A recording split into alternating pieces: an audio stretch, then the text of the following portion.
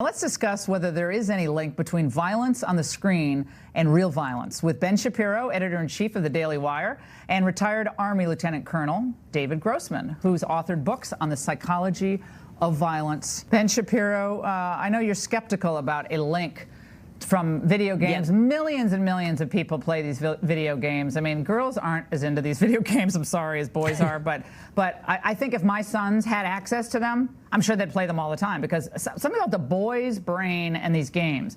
But why are you not worried about it? Well, I mean, I'm not supremely worried about it just because the consumption of these violent video games has been going up continuously since the early 90s, and yet youth violence has been going down since the early 90s. The correlation actually doesn't fit.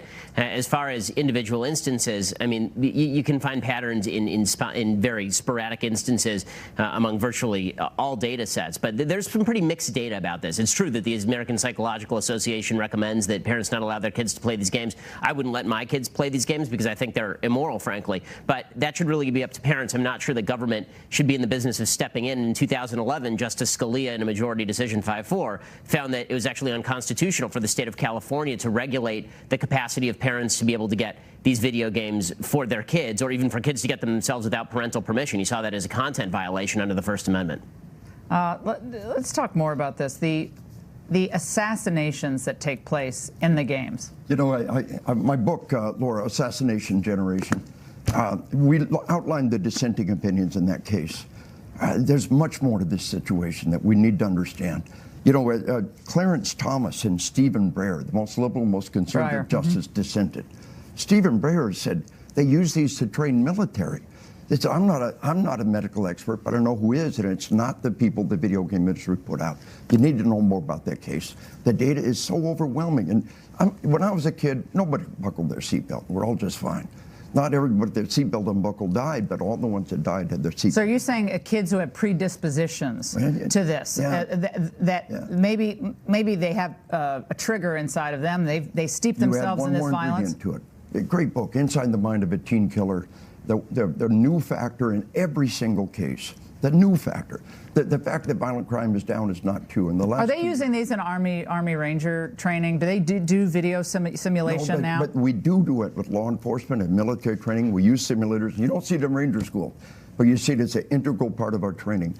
To make killing a conditioned response is part of modern training. We've got to do it.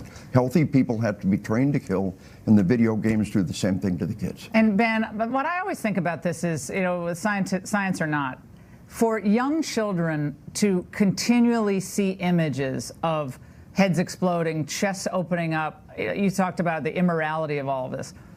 Whether it's constitutional or not constitutional, maybe as a society we have to talk about what numbing ourselves to this very graphic violence. It's not like cartoon. This looks like a real person's head exploding. And it's over and over and over again. And you're doing it 10 hours a day, and you're playing with people in other countries. That's where you're getting your stimulation. And boys need to be outside playing. They need to be doing physical stuff. Instead, they're sitting there on these screens all day. I just don't see how any of that's good. I fully agree with all of that. I just think there's a question of parental authority, and I think it's a question of how we as a society choose to raise our kids, not necessarily a question of governmental regulation.